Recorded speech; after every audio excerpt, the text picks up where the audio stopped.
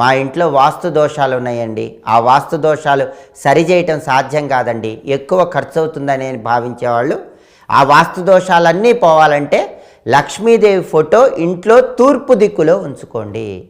తూర్పు దిక్కులో అమ్మవారి ఫోటో ఉంటే అమ్మవారి పడమర వైపు చూస్తూ ఉంటుంది, మీకున్న సమస్త వాస్తు దోషాలు తొలగిపోతాయి.